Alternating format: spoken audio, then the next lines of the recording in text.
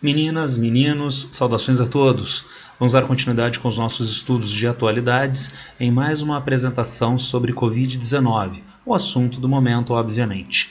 Essa apresentação eu intitulei Covid-19, China, desempenho na crise e comparativo com o Brasil. Vamos dar uma olhada no país, que é a segunda maior economia mundial, que é tão importante jogador político-econômico mundial na atualidade, a China, onde a crise do Covid-19 começou e qual é o seu desempenho doméstico, regional e internacional. E vamos fazer a comparação em alguns aspectos com o que está acontecendo agora aqui no Brasil, tendo em vista a agudização do cenário de crise. Começando com China-Brasil, enfrentamento da crise em dois mundos. Vamos ver então, como eu disse, como a China enfrentou o problema até este momento e como o Brasil está enfrentando até agora, e é claro, para nós averiguarmos ganhos, perdas de país a país. Eu coloquei o slide grande desse jeito, não coloquei transição de slides, mas a gente vai vendo ponto por ponto desse slide. Diferencial cronológico para nós começarmos. China e Brasil. China, início da pandemia. Então, o vírus se manifestou em contágio aos seres humanos e logo na sequência, de humano para humano, em território chinês, na província de Hubei, na cidade de Wuhan. Então, a China foi a raiz da pandemia. E no Brasil? País, grande distância física da China, então estão em posições opostas no globo terrestre os dois países, o que poderia dar margem para um atraso de chegada da pandemia aqui no território nacional. Claro, nós vivemos em cenário de intensa globalização e, consequentemente, as distâncias físicas podem não ser tão importantes. Entretanto, dá uma olhadinha. Brasil, país periférico no SI, Sistema Internacional. Então, não se trata de um país que tem a maior inserção nos fluxos de mercadorias, de pessoas, como países da Europa Ocidental, como países que são bastante destacados no Extremo Oriente, no Sudeste da Ásia, ou os Estados Unidos. Dessa forma, a distância associada à posição semiperiférica no cenário internacional atrasou a chegada do vírus aqui no Brasil, sendo que o Brasil foi um dos últimos países a receber esta onda da Covid-19. Então, há um diferencial cronológico de quando começa a pandemia lá e aqui. Vamos voltar para a China. China, necessidade de enfrentamento de um problema que é, portanto, inédito, porque esse problema se manifestou primeiramente na China. Daí o esforço para a descoberta do patógeno. O que os chineses tinham era a novidade de uma pneumonia virótica nas pessoas. Na verdade, uma pneumonia, né? Uma síndrome aguda respiratória grave. Agora, qual é o patógeno que causava isso? Nem isso a gente tinha em um primeiro momento, até que o patógeno é isolado, é um vírus que passou a ser denominado SARS-CoV-2, então ele é um novo vírus que não estava catalogado até este momento. Descoberta de condições de contágio. Tá legal, então nós temos um novo vírus.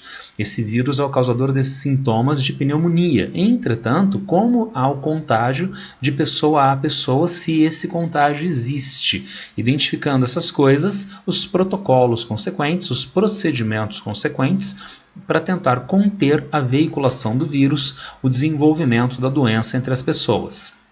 O Brasil, ganho de conhecimento científico na chegada da pandemia. Portanto, como demorou mais para chegar a pandemia aqui no Brasil, todos esses conhecimentos que foram desenvolvidos na China, em escala mundial, já estavam relativamente mais avançados quando a pandemia chegou aqui no Brasil. A China estava enfrentando um problema no final do ano passado e nos anos anteriores, enfrentamento com os Estados Unidos, em especial aquilo que foi chamado midiaticamente de guerra comercial. Isto é um problema de alta gravidade. Há quem critique a China, acho interessante essa crítica, que a China atrasou a divulgação da epidemia, que a China escondeu dados. Agora, vamos pensar primeiramente, qual seria o país do mundo que imediatamente anunciaria ao mundo, para o mundo não comprar os seus produtos, para o mundo não deixar os seus viajantes entrarem nos outros territórios? Eu acho que nenhum país faria isto graciosamente. Ainda mais a China, que estava em guerra comercial com os Estados Unidos. É um problema relativamente grave. Então temos uma série de elementos que atrasam o governo chinês assumir a gravidade dessa situação que eventualmente acaba por se impor. E é bem interessante, né? Porque aqui no Brasil, as pessoas que fazem essas acusações à China, a China atrasou a divulgação. São pessoas que normalmente estão à direita no espectro político-ideológico, são conservadoras, são reacionárias e assumem o discurso da gripezinha. Assumem o discurso de Covid-19 ser um resfriado. Então é bem estranho, né? A China atrasou o anúncio de uma pandemia de tão alta gravidade. E a mesma doença é transformada em gripezinha, resfriadozinho, sob a alegação de que a gente deve reabrir o comércio, reabrir as atividades econômicas. É, no mínimo, uma contradição, é na verdade mais do que isso, uma estupidez e uma maldade. Mas continuando, a China, além da guerra comercial com os Estados Unidos, está em redução de crescimento econômico nos últimos anos. Na década de 1990, mais ainda na década de 2000 e mesmo com a crise econômica mundial na década de 2010, a China manteve crescimento econômico na faixa de 8, 9, 10, 11% ao ano, tá certo? E nos últimos anos, nos últimos 3, 4 anos, a China veio diminuindo este crescimento econômico, inclusive até o ano passado, 2019. E nesse ponto a China e o Brasil estão iguais. Ou nem tanto, né? A redução do crescimento econômico aqui no Brasil também, desde 2014 e 2015, a economia vem com um desempenho cada vez menor em longos períodos recessivos e agora então eu nem sei bem o que vai acontecer. Agora, ainda há mais um último problema na China. O procedimento para a contenção da doença envolve o isolamento social, o distanciamento social. Mas o vírus foi descoberto e a doença começou a se manifestar mais fortemente a partir do final do ano passado, começo deste ano, sendo que em 12 de fevereiro, no nosso calendário, é comemorado na China o Ano Novo Chinês. Lembrem-se que a China teve um crescimento econômico muito significativo nos últimos anos e, consequentemente, uma enorme quantidade de pessoas do meio rural passou a viver na cidade. Não todas as famílias, a família inteira não vai se deslocar necessariamente. Então, de repente, os mais jovens se mudam, os mais idosos ficam no campo. Mas, no Ano Novo Chinês, é um momento no qual as famílias se reencontram em um país que tem 1,5 bilhão de habitantes. E resultado, por volta de 1,4 bilhões de pessoas, né, entram em movimento pelo território chinês. No Ano Novo Chinês, a China tinha que conter estes fluxos de população. Então, esse slide traduz para a gente o quê? Uma condição de enorme adversidade para a China envolvendo o início da pandemia, a descoberta de um novo patógeno e as consequentes condições de contágio de humano a humano e de contenção deste contágio e de desenvolvimento dos protocolos para minimização da doença em um ambiente econômico, político, doméstico, internacional e ainda conjuntural, o Ano Novo Chinês, relativamente graves.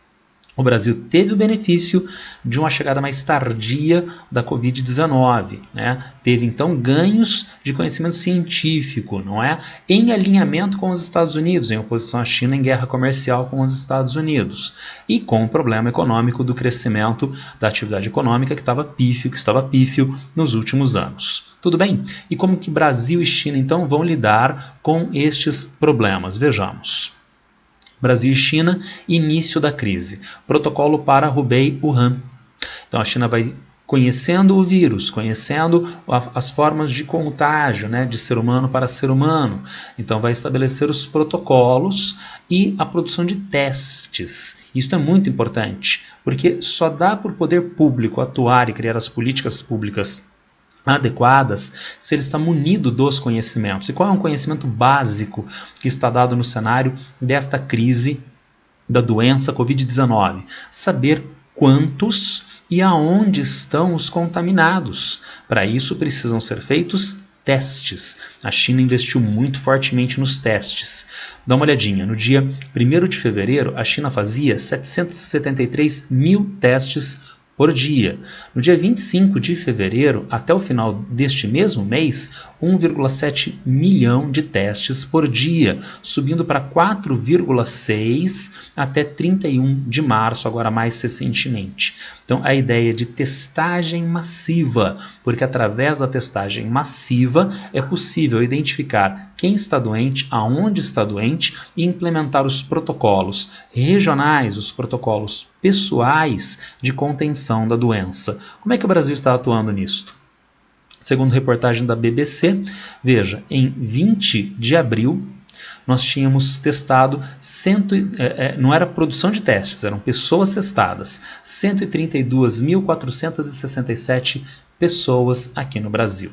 Agora, no universo de 210 milhões de habitantes, uma testagem que supera um pouco 100 mil pessoas é uma testagem muito pequena. Em outras palavras, nós não temos a menor ideia de quantas pessoas estão em contágio aqui no Brasil, quantas pessoas e aonde elas estão, contagiando outras pessoas. Protocolo de contenção, medição de temperatura das pessoas em portos, aeroportos e rodoviárias. Então, um sintoma da doença é a febre.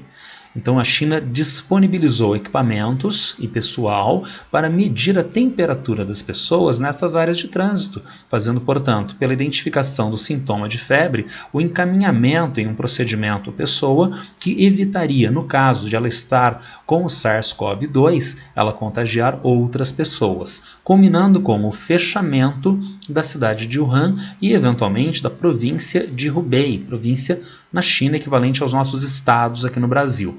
Uma população em isolamento doméstico na faixa de mais de 11 milhões de pessoas. Quando a gente fala Wuhan, é uma cidade chinesa, deve ser uma cidade que tem uma praça, uma igrejinha e um orelhão, e umas lombadas na rua principal, tá certo? Não, é uma das 10 maiores cidades da China. E na China, tão incrementada economicamente, com uma população tão elevada, é uma cidade de mais de 11 milhões de habitantes, é uma cidade do tamanho de São Paulo. E a China colocou Hubei em isolamento, colocou a Hubei, a província, e a cidade em isolamento. Isso é muito importante porque são dois procedimentos. Então, um procedimento é o isolamento social. Então, a pessoa fica em casa, em especial a partir desta averiguação do poder público. Pessoas que estivessem, por exemplo, com febre, etc., a gente já vai aprofundar isso. Mas também o isolamento regional. Porque se há algum tipo de trânsito de pessoas de outras províncias para Hubei, de Hubei para outras províncias, então há uma veiculação mais fácil para o restante do território chinês. Então, a implementação da limitação do trânsito de pessoas, tanto dentro da cidade, isto é, o clássico fique em casa, e o fique em casa se desdobra também em não saia da sua província, no caso do Brasil, do seu estado. E o Brasil, como é que ele lidou com isto? Debates entre, de um lado, presidência e de outro, governadores e prefeitos, com governadores e prefeitos demandando o distanciamento social, aquilo que nós chamamos vulgarmente de quarentena, com o fechamento das atividades econômicas provisoriamente. E a presidência da República teimando que não era necessário, porque trata-se de gripezinha ou resfriado. Enquanto esse debate acontecia entre os entes federados, prefeitos, governadores de um lado, presidência do outro, a epidemia continuava se desenrolando aqui no Brasil. E isso teve que ser solucionado via STF, solução no STF, dando aos governadores e prefeitos o mando sobre a questão do distanciamento social e do fechamento das atividades econômicas. Consequentemente, atraso e ineficiência na implantação do distanciamento. Então, na China, trata-se de uma decisão do governo central chinês, que impôs isto à cidade de Wuhan, impôs isto à província de Hubei e depois a outras grandes cidades, grandes províncias.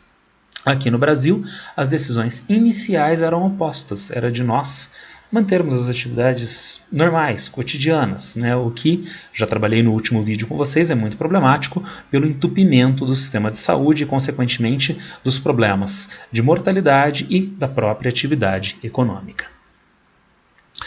Ainda China-Brasil, desenrolar. Na China, comitês de bairros. A China tem, a gente não tem talvez essa noção aqui no Brasil, não é? Então parece que tem um governo, um ditador chamado Xi Jinping, né, que fica mandando e olhando como se fosse uma reedição do filme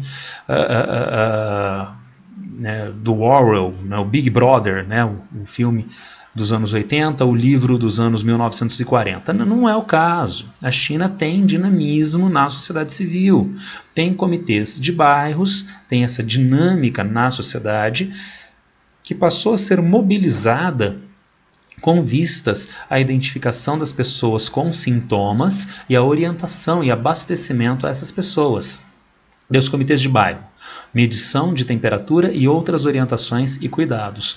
Não apenas comitês de bairro, disponibilização de contingentes médicos e dotados de equipamento de proteção individual. A China passou a investir pesadamente na produção desses EPIs. Quanto? 28 de janeiro, 10 mil por dia. 24 de fevereiro, um mês depois, 200 mil EPIs por dia a produção chinesa.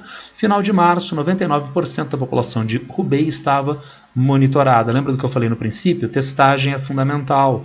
Saber quem está com o vírus, aonde estão essas pessoas. Na província de Hubei, 99% das pessoas monitoradas até o final deste último mês agora de março.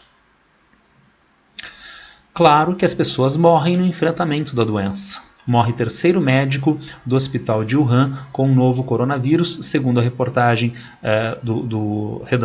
segundo a reportagem de O Sul, em agora, 3 de março, né, no começo do mês passado. Né, poderiam ter tido mais mortes, né, e essas mortes estarem subnotificadas pela China? Sim, mas é uma quantidade ainda relativamente pequena, 3 médicos anunciados neste momento, início do mês de março. E no Brasil? Médicos e enfermeiros reclamam da falta de equipamentos de proteção no Rio de Janeiro. 130 profissionais ficaram afastados devido ao contágio com a doença. Daí aparecem então vários problemas, como a gente viu no slide anterior. Para o Brasil demorou ainda bem mais a chegada da Covid-19. Não seria de bom tom a preparação para a chegada da Covid-19? Portanto, os investimentos na produção, na compra desses equipamentos de proteção individual, nas orientações à população, mas parece que isso não foi feito adequadamente. E o resultado, aqueles profissionais que estão na linha de frente, os profissionais de saúde, os médicos, os enfermeiros, acabam sendo primeiramente expostos. Isso já é de cara e muito importante, um problema humanitário. Então, expor uma categoria profissional a este grau de risco é de uma desumanidade fantástica. Agora, além disto, há um outro problema, uma burrice consequente, porque o profissional médico afastado é um profissional a menos para lidar com a doença, com a população, o público, sobrecarregando os demais profissionais, sobrecarregando o restante do sistema de saúde. Daí a necessidade dos médicos não serem contagiados, os enfermeiros, as enfermeiras, os médicos, as médicas não serem contagiados, mas eles só podem estar nessas condições com os equipamentos de proteção individual que faltam aqui no Brasil.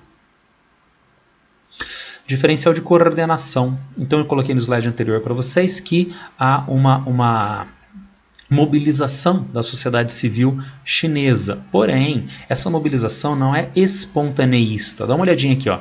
Voluntários em alinhamento prático e discursivo com o governo central. Então, houve a mobilização de algo em torno de 500 mil pessoas que se voluntariaram em diferentes níveis nessa condição de orientação, identificação de pessoas com sintomas, etc, etc.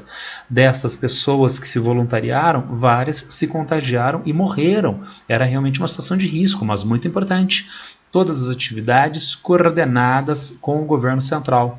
Então o governo estava fazendo coisas que eram as melhores para aquele momento, supostamente. As pessoas que estavam operando esses procedimentos estavam alinhadas em discurso e prática com o governo e, consequentemente, a população também acatava as determinações, as orientações, contribuindo para minimizar o problema. Há, então, diferentes níveis de acomodação na sociedade. o nível de governo central, as pessoas ligadas ao governo central que operacionalizam e a própria sociedade civil manifestando também dinamismo. E no Brasil, será que não há dinamismo na sociedade civil? Será que, como dizem, tudo fica nas mãos do governo? Eu acho engraçada essa expressão, né? De repente está pegando fogo, o bombeiro está apagando o incêndio e ele diz, poxa, mas por que sobra só para o bombeiro, não é? É, porque o bombeiro apaga o incêndio, não é? Sobra só para mim dar aula de geografia, né? Sim, porque eu sou professor de geografia, né? Eu não quero que o engenheiro dê aula de geografia, né? Ou que o jogador de futebol dê aula de geografia, não é? Então sim, é função do governo, tá? Gerenciar o bem-estar e a segurança à sociedade, mas aqui no Brasil há essa reclamação. Porém, não é só o governo não, a sociedade civil também tem esta mobilização.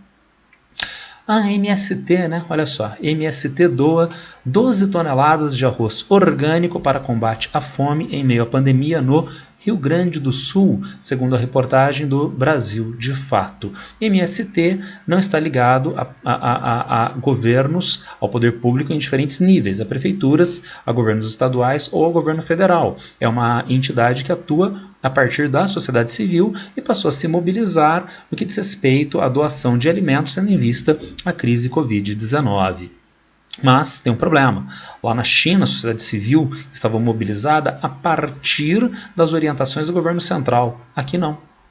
Aqui a sociedade civil, a MST, atuou espontaneamente. Além do MST do Rio Grande do Sul, quem mais atuou? O MST do Paraná também, olha só. Segundo a reportagem do G1, famílias que vivem em acampamento do MST doam 5 toneladas de alimentos no Paraná. MST também. Será que só o MST? Claro que não. Segundo a reportagem do Intercept, há inúmeras outras entidades nas diferentes unidades da federação que atuam com vistas a programas emergenciais, orientação em relação às questões de saúde, doação de alimentos e assim sucessivamente. Mas eu insisto, é um problema. Aqui no Brasil a marca está sendo do espontaneísmo. As entidades vão lá e fazem como elas acham melhor, o que é altruísta, o que é muitíssimo bem-vindo, mas cria um diferencial frente ao que aconteceu na China, que é a coordenação central, que faça com que não haja perda de esforços, ao contrário, haja concentração de esforços. Apoio do poder público. China.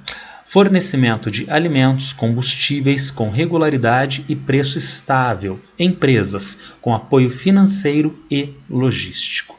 No Brasil, entretanto, atraso e inconsistência nos programas do governo.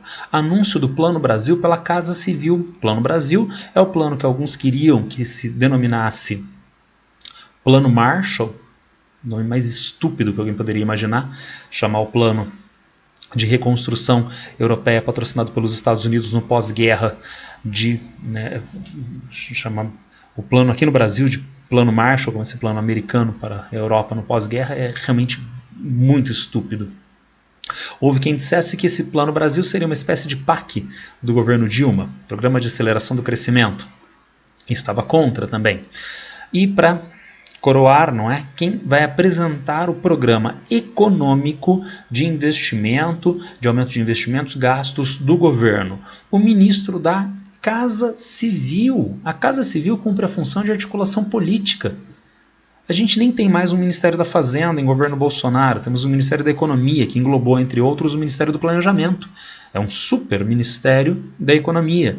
Mas o ministro da Economia não apresentou o programa. Na verdade, ele nem estava na mesa de apresentação. Quem apresentou foi o ministro da Casa Civil.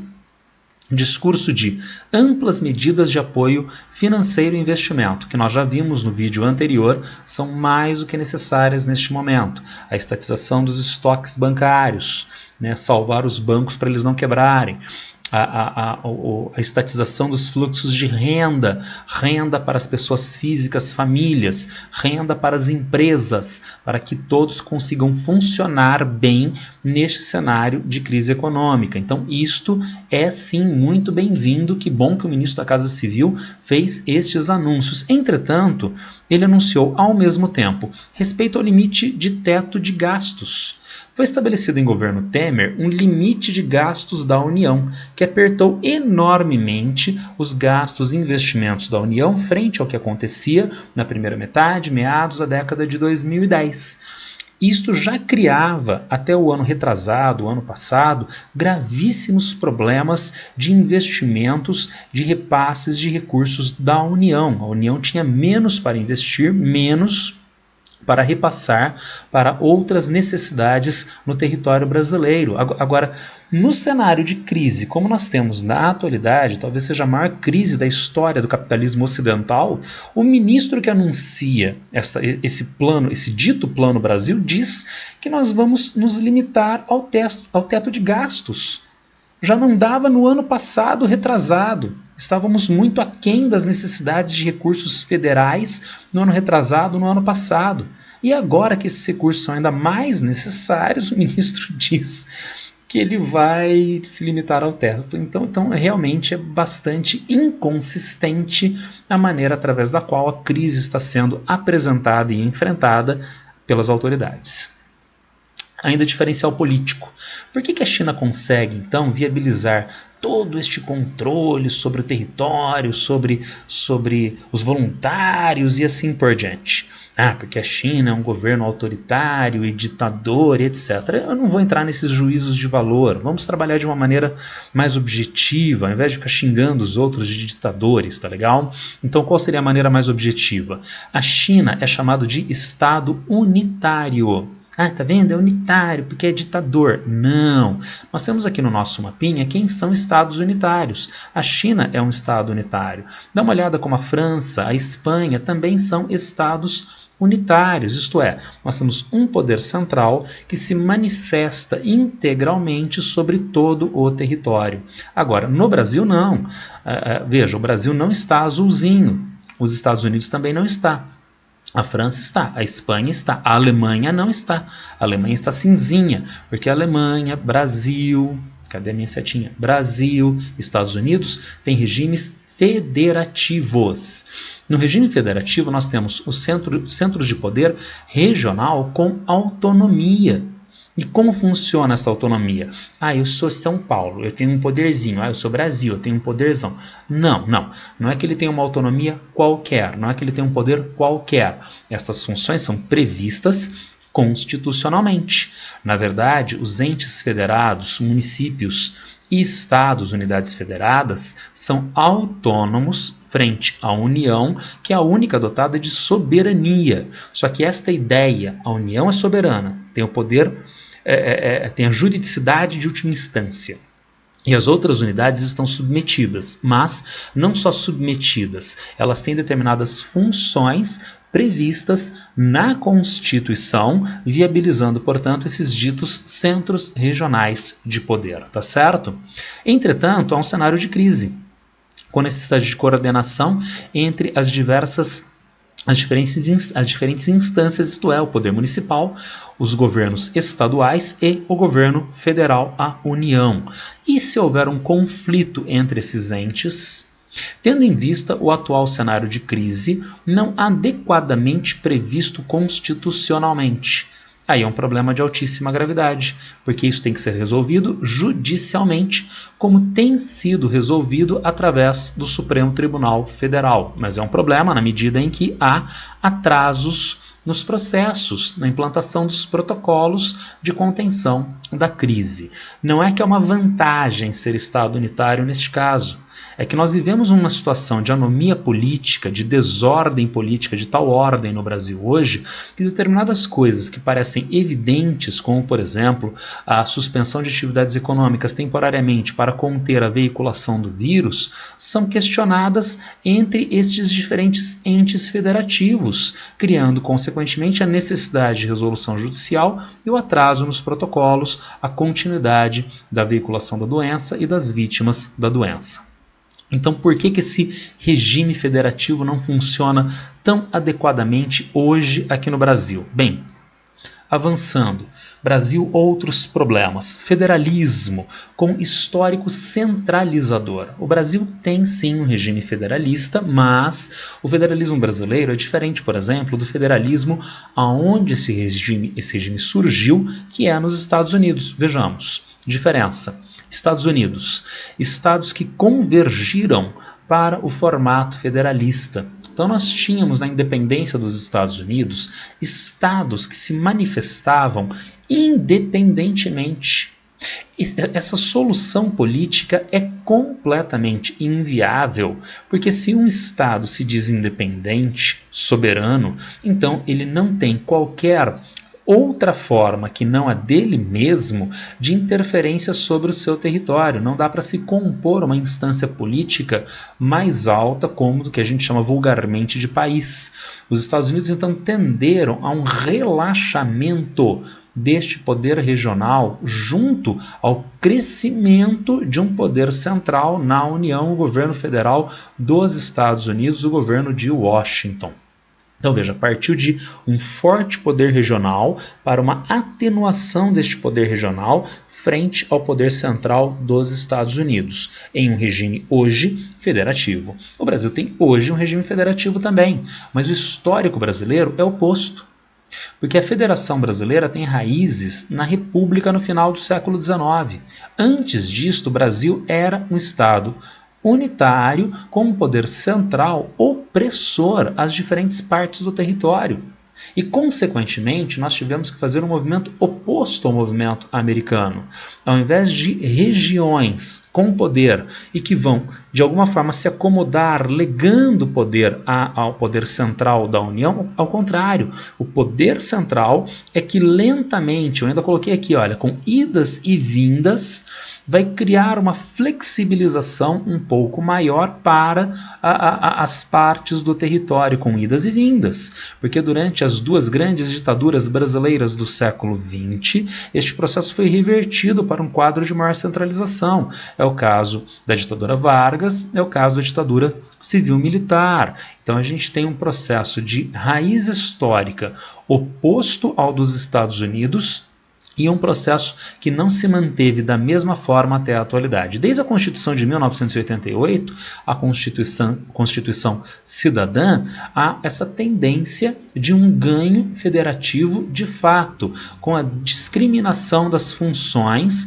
das prefeituras, dos governos estaduais, né, e com um ganho de força comparativamente aos cenários anteriores. Mas como nós estamos em uma inércia histórica de ainda forte centralização, o poder da União ainda é muito forte sobre estados e municípios aqui no Brasil. No atual cenário de crise, isto é muitíssimo complicado. É muito complicado porque a União é que veicula a ideia de que a epidemia não é de tão alta gravidade. Os estados e municípios é que estão batendo o pé e forçando a ideia de manutenção do distanciamento social e do fechamento das atividades econômicas. Se fosse nos Estados Unidos, menos mal. O governador de Nova York disse recentemente contra o Trump: eu não vou abrir as atividades econômicas e ponto final. E sim, ele tem poder político para fazer isso nos Estados Unidos. Aqui no Brasil, será que a gente tem a mesma distribuição de poder? Não. Eu coloco para vocês uma questão de ordem prática. Trata-se da tributação. No Brasil, esse federalismo meio centralizador que a gente tem, os impostos vão para a União e não para os governos estaduais e municipais. Há impostos municipais, há impostos estaduais, mas são em um percentual pequenininho comparativamente aos impostos que vão para a União. E, portanto, nesse atual cenário de paralisia das atividades econômicas, os estados e municípios que já têm uma condição de arrecadação relativamente restrita ficam numa situação ainda mais descoberta de recursos financeiros, tendo em vista a crise econômica. Então, há necessidade de aportes de verbas da União. Mas a União está em choque com diferentes estados e municípios, tendo em vista a volta ou não das atividades econômicas, o que fragiliza a posição de estados e municípios ainda mais, fragiliza ainda mais a ideia de manutenção da paralisia de atividades econômicas para conter a doença. É, portanto, um cenário de altíssima complexidade, não do federalismo, mas do histórico do federalismo que nós temos, que é um federalismo de viés bizarro, centralizador e pior, né, dentro da anomia, da desorganização política que nós vivemos na atualidade. Fora deste problema político-estrutural do federalismo, nós temos um outro problema político-econômico grave: assimetrias políticas com o sistema financeiro, pressão contra o aumento de gastos e investimentos do governo. Lembra do slide anterior que o nosso ministro da Casa Civil disse que aumentaria os investimentos gastos, mas no limite do teto do governo? Isto é impossível. Dizer que vai fazer isto e dizer que não vai fazer coisa alguma do ponto de vista econômico é a mesma coisa. E por que uma sandice como esta? Porque se o governo fizer dinheiro, vai causar inflação. Fizer dinheiro físico, eletrônico, vai causar inflação. A demanda está deprimida. Então não há como a inflação ser retomada agora. Então não existe nenhuma explicação para o governo manter teto dos gastos. Não existe qualquer explicação racional, sustentável, para mostrar que o governo não pode, não deve, entre aspas, fazer dinheiro na atualidade. Então por que isto? Olha aqui a nossa setinha simpática. Força o governo federal a se endividar com a emissão de títulos. Continua controlando o sistema financeiro, continua controlando a oferta do recurso dinheiro. O governo federal tem, grosso modo, 3 formas de arrecadação de recursos. Impostos, que no cenário atual de crise e que já vinha dos últimos anos, está cada vez mais reduzido. Segunda forma, através da emissão de títulos. Papéis que o governo federal, só o governo federal, estados e municípios não podem fazer, que o governo federal vende ao mercado, isto é, empresta do mercado. E, portanto, o sistema financeiro é quem empresta ou não dinheiro para o governo federal através dessa emissão de títulos. Agora, e se o governo federal fizer dinheiro neste cenário de crise? Para o sistema financeiro são 2 problemas. Primeiro problema, o governo não está comprando, não está emprestando dinheiro do sistema financeiro para pagar com juros depois. Então, ao invés de ele depender do sistema financeiro, ele está dependendo dele próprio. E tem um problema político, simbólico, da maior gravidade. Vamos imaginar que agora o governo federal passe a emitir mais dinheiro, meio circulante, né, para as necessidades emergenciais e para eventuais investimentos. Passa o tempo e nós vemos que 1. A inflação não subiu, 2. A economia cresceu, 3. O emprego aumentou. Então, senhor sistema financeiro, privado em especial, né? Nós não precisamos de você como nós precisávamos antes. Nós não precisamos depender e ficar comendo na sua mão como nós dependíamos antes. O sistema financeiro não quer abrir esta vulnerabilidade, que todos morram à míngua, mas o governo não vai fazer dinheiro. O governo que continue emitindo títulos dependendo do sistema financeiro. E o governo federal se submete a esta lógica. Se o governo federal se submete a esta lógica, ele fica sem recursos, porque ele não está emitindo dinheiro. Então ele tem recursos para passar para estados e municípios? Não, não tem. Os estados e municípios precisam, em desdobramento, romper com a quarentena, voltar às atividades para voltar a ter arrecadação e equilibrar as suas contas. Então nós temos pelo menos 2 problemas. É um federalismo tacanho, que sempre foi centralizador e agora é marcado por uma gravíssima anomia, uma gravíssima desorganização política.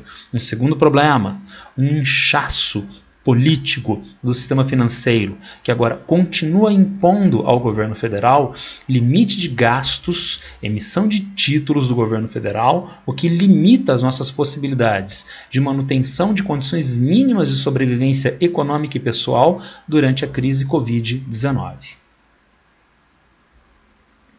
Ah, professor, mas você é tão malvado, ficou um quadrinho aqui, não devia ter ficado, desculpa. Você é tão malvado porque o Itaú e outras empresas anunciaram doações para o combate ao coronavírus. Olha só, o Itaú e outras empresas como o Bradesco, Santander, que são grandes bancos, que vão doar R$1 bilhão para o combate ao Covid-19. Tá vendo como eles no fundo são bonzinhos? E eu é que tenho ódio no coração, não é? Bem, vejamos. Eis que aqui aparece o nosso quadrinho, não é verdade? Então nós temos aqui o lucro dos bancos, dos 4 maiores bancos brasileiros, inclusive, portanto, esses 3, nos últimos anos. E olha que o nosso gráfico sim está crescendo mais e mais, não é verdade? E ele está crescendo por quê?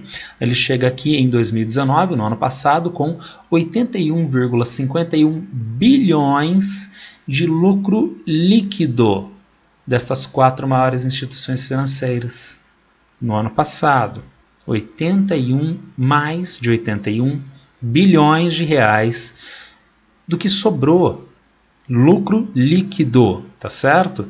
E daí este ano, em meio à maior crise, quem sabe, da história do capitalismo mundial, essas instituições dizem que vão doar 1 bilhão para a Covid-19 e querem que eu, André, fique com olhos cheios de lágrimas, pensando como eles são altruístas, filantropos. Não, não são, e ao contrário, segundo o nosso slide anterior, está havendo por essas instituições uma enorme pressão sobre o governo federal, fraco, que está se sujeitando a não atuar como deveria o poder público na superação da crise econômica. Lembrem-se que os Estados Unidos anunciaram um pacote de 2 trilhões de dólares de resgate da economia, e o Brasil ainda está patinando por culpa dessas instituições e do seu poder político.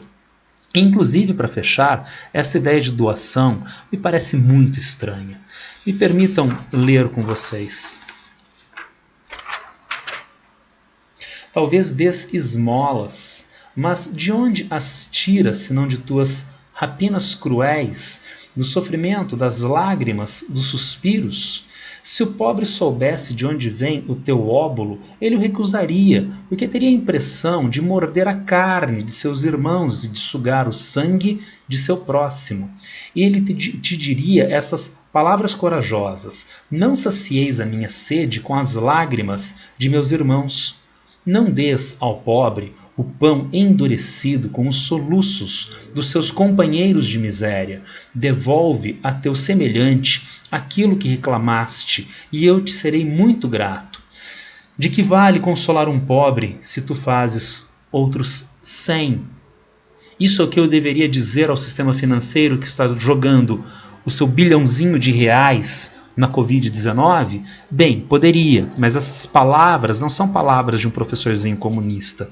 Essas palavras são palavras de um santo, São Gregório de Nissa, ano 330 da era cristã, sermão contra os usurários. A ideia, portanto, de que de onde veio este lucro do sistema financeiro? Dos juros, que alguns chamam de pornográficos, que nós tivemos nos últimos anos, nas últimas décadas, na economia brasileira, inchando enormemente em recursos financeiros e políticos essas grandes instituições, que agora aparecem querendo posar de boas moças, essas instituições tão boazinhas, doando seu bilhão para a Covid-19. Não, doa 1 bilhão e arranca outras dezenas de bilhões com sangue, com defuntos da Covid-19. Novas configurações geopolíticas, proatividade chinesa, isolacionismo dos Estados Unidos. Então vamos agora jogar no cenário internacional as posições da China, dos Estados Unidos e também do Brasil. China versus Estados Unidos. O que a China fez nos últimos tempos? Massividade, intensidade. Primeiro, de auxílio internacional em médicos e equipamentos. A China realmente está mandando isso em escala global para vários países de vários continentes, não apenas equipamentos médicos, respiradores, equipamentos de UTI, equipamentos de proteção individual, como equipes médicas de apoio às áreas afetadas por Covid-19. É claro que esta massividade não é só de ajuda, esta massividade é de propaganda. Propaganda internacional. Mundo, estou ajudando, está vendo? Para quem está pensando que a China não está sendo altruísta, que a China está instrumentalizando isso para se capitalizar politicamente, é óbvio. Isto é óbvio, tá legal? Então é um auxílio, sim, para com ele fazer propaganda em escala mundial de que está sendo feito esse auxílio. Nas últimas semanas, além disto, tem sido falado que talvez o presidente Xi Jinping não consiga se sustentar, talvez haja contestação na sociedade civil chinesa, etc, etc. Agora vejam, este auxílio internacional gera também uma massividade de propaganda interna. Com qual objetivo? Sempre é instrumentalizado, nunca é altruísta. Com qual objetivo?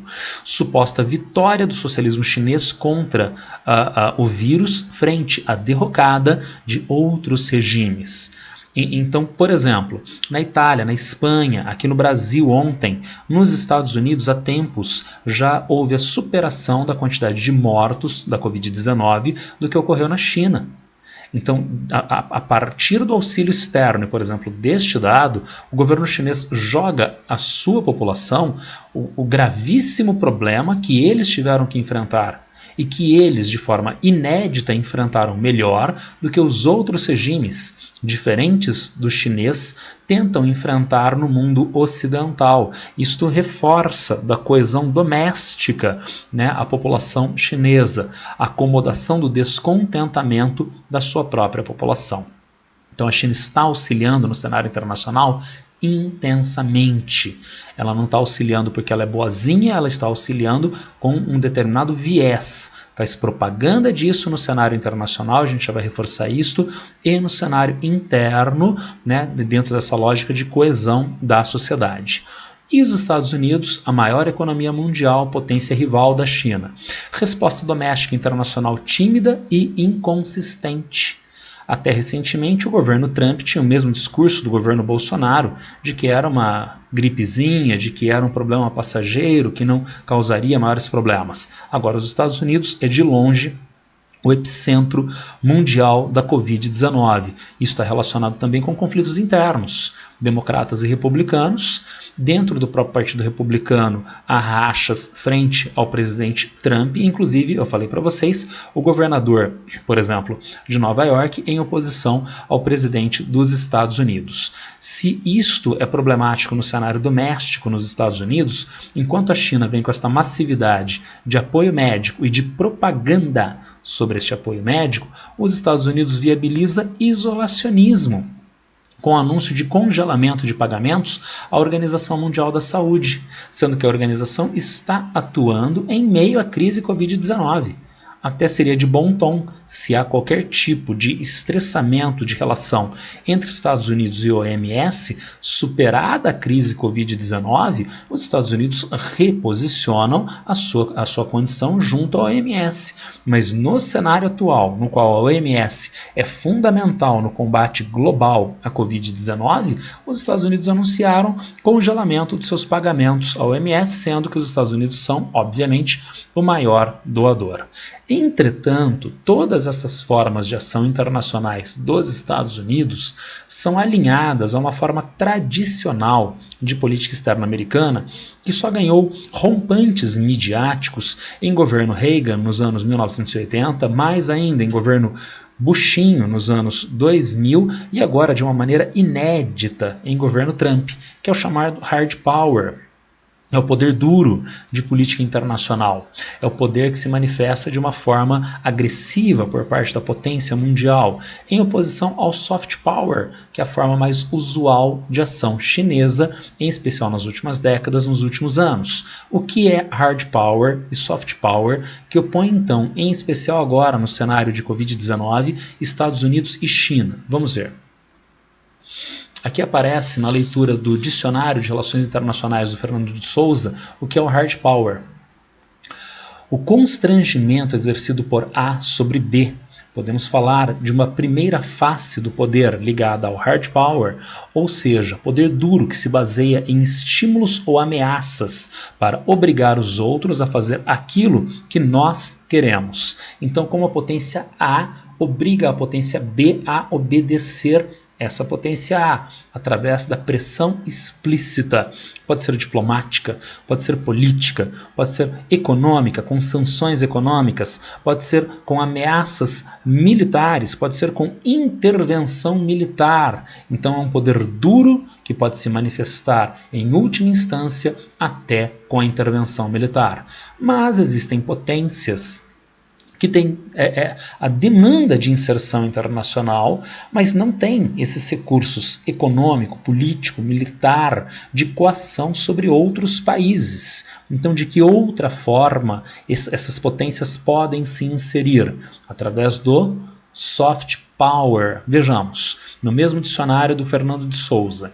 Todavia, no mundo interdependente atual, surge a chamada segunda face do poder, aquilo que Nye chamou de soft power, ou poder suave. Nessa segunda face do poder, a capacidade de determinar preferências está associada a recursos de poder intangíveis, como são a cultura, a ideologia e instituições, e tem tendência a provocar um comportamento cooptativo, ou seja, a levar os outros a desejar o mesmo que nós próprios. O poder suave baseia-se em recursos como a capacidade de atração das nossas ideias ou a capacidade de determinar a agenda política de modo a moldar as preferências expressas por outros. O soft power está ligado a valores universais, que supostamente são bem-vindos a todos. Direitos humanos, direito dos refugiados, direito à alimentação e assim sucessivamente. Há determinados países, há determinados políticos que acabam angariando a si um capital simbólico, com uma imagem de positividade ligada a esses valores. E isto cria um ambiente, como diz o dicionário, de cooptação dos outros países. Então, a potência B está acompanhando o que eu, potência A, quero. Mas por quê? Porque eu estou a coagindo militarmente? Não. Porque é difícil se contrapor à demanda que está dada no país A no que diz respeito a valores universais. E veja, não é uma questão de estar certo ou errado, não é apenas isto, não é que a potência coagida, vamos dizer, a potência em alinhamento, melhor dizendo, vai colocar a mão na consciência e dizer, ele tem razão. Não, a ideia não é esta. Vamos pensar um país democrático e o cenário doméstico da potência B, que vai se alinhar ou não com a potência A. Mas quem está na presidência, quem lidera o país, não quer se alinhar à potência A, que veicula valores universais. O país B é uma democracia.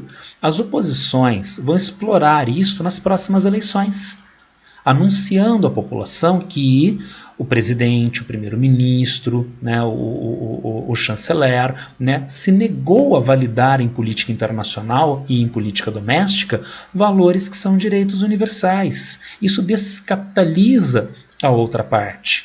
Vamos pensar em uma empresa que vai vender os seus produtos, mas ela vai vender os produtos em um país belicoso, em um país agressivo, ou ela vai vender os seus produtos e colar a sua imagem a um chefe de Estado, a um país que veicule soft power. Desta forma é conseguido o alinhamento de outros países e potências, mas sem o uso da força de pressão política, econômica, militar, como é inerente ao hard power. Os Estados Unidos, países europeus também, mas os Estados Unidos historicamente jogam com o hard power. A China é uma potência militar destacada na atualidade, mas ela ainda está bastante aquém dos Estados Unidos em forças militares convencionais e forças nucleares. Então a China joga historicamente com o soft power e de forma relativamente eficiente. Aproveitando esse slide, e vejam, eu coloquei para vocês desde o Dicionário de Relações Internacionais do Fernando de Souza essas duas denominações do hard power e do soft power. Tem outras duas que apareceram mais recentemente. Vamos apresentar aproveitando este slide. Trata-se do smart power. E o que seria o smart power? Forma de poder que combina elementos de convencimento com evidenciação de poder em suposto jogo ganha-ganha. Eu sou a potência A e lá está a potência B. Eu tenho valores universais, isto e aquilo, etc, etc, mas, em última instância, a potência B, se você não se alinhar comigo, eu tenho força para alternância de regime, por exemplo. Então não é bem soft power, e nem é hard power, e não é coisa alguma, porque realmente não é coisa alguma. Na verdade, nos Estados Unidos, quem historicamente encampa essa ideia de hard power são setores do Partido Republicano.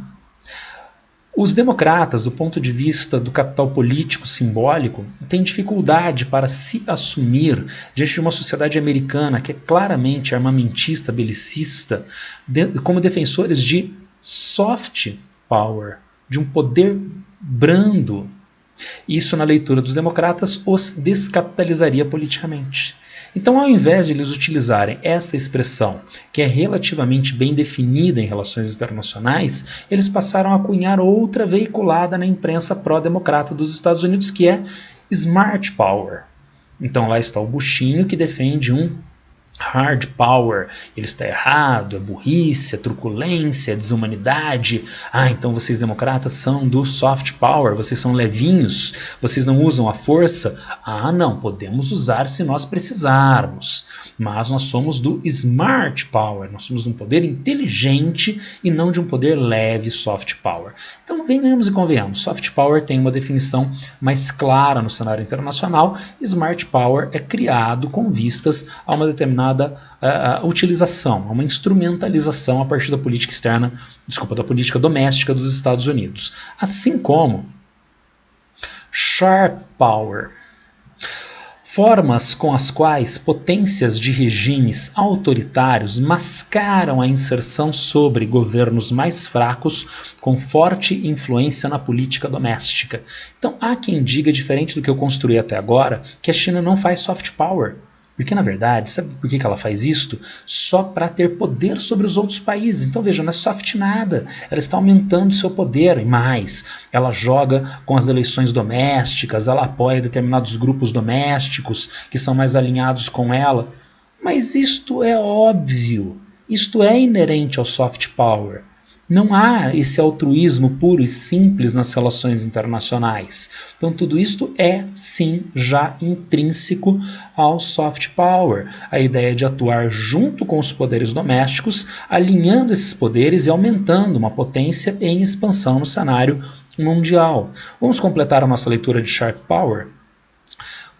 Termo cunhado por um think tank americanófilo conservador.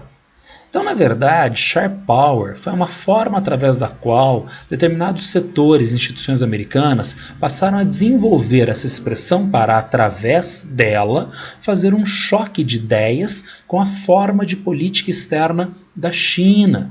Ainda mais, porque uma série de coisas intrínsecas a isso, que pode ser chamado de sharp power, são inerentes ao conceito de guerra híbrida do intelectual russo Andrei Kuribiko, que por sinal é russo. Então tem uma forma de pensamento que pode se chocar com os interesses americanos. Então, na verdade, nós temos objetivamente, e a China faz, os Estados Unidos faz, a Austrália, o Reino Unido, todo mundo faz, guerra híbrida na atualidade. Né? A gente ainda volta nesse tema, uma potência entrar nas instituições de outro regime e alterar o regime segundo as suas necessidades. Então não precisa desse conceito tão vago, sharp power, né, se já há o conceito de guerra híbrida, não é? Assim como smart power de uso por alguns setores do Partido Democrata dos Estados Unidos. Então, hard power, que é, como a gente viu no slide anterior, a forma de ação política externa tradicional americana, em oposição ao soft power da ação de política externa da China. E como a China tem agido dentro desse cenário da Covid-19. Para fechar, aqui nós temos um mapa com as diversas ditas rotas da seda da China de integração comunicacional, de integração de transportes do Extremo Oriente até a Europa Ocidental, com o aumento da influência econômica e política chinesa por todas estas regiões. E em especial nesses países da Rota da Seda e em outros países em alinhamento com a China, é que a China está reforçando mais e mais este apoio contra a Covid-19 dentro da lógica que nós vimos no slide anterior de soft power. Vejam que frase bonita. Somos ondas do mesmo mar, folhas da mesma árvore, flores do mesmo jardim. Que bonito, meio brega, emocionante, não sei. frases inscritas nas caixas de auxílio enviadas da China para a Itália, como eu construí no começo dessa parte da apresentação com vocês, a ideia de a China estar fazendo massivamente políticas de apoio aos países, a outros países, dentro da Covid-19, não países a esmo, mas de forma seletiva, veiculando auxílio aos países que podem gerar ganhos políticos à China no cenário internacional e jogando dentro desta lógica de valores humanos, de alinhamento entre povos, como por exemplo colocando estas frases bonitinhas em italiano, em inglês, nas caixas de ajuda humanitária. Tranquilinhos até aqui? Espero que vocês tenham entendido razoavelmente bem a ideia da apresentação. A gente fazer um comparativo do combate à crise no território chinês, governo chinês, no território brasileiro, governo brasileiro, com todos os problemas consequentes que estão ocorrendo aqui na sociedade brasileira e ver a forma como a China e os Estados Unidos estão se contrapondo no cenário político internacional, na geopolítica mundial, na crise Covid-19. É isso por hoje. Se alguém ainda estiver com dúvidas, perguntas, lembre-se, entre em contato comigo através das redes sociais, do Facebook, do Instagram. Valeu, boa sorte para todos.